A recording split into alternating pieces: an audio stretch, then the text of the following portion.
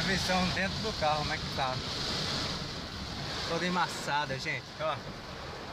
Eita, visão ruim danada.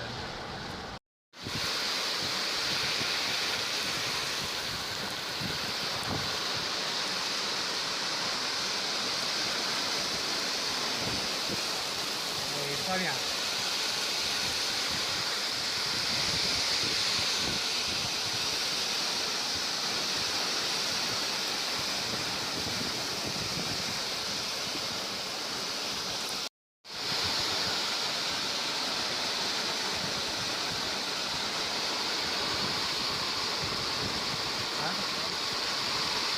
Tá demais, tá demais. Olha isso atrás.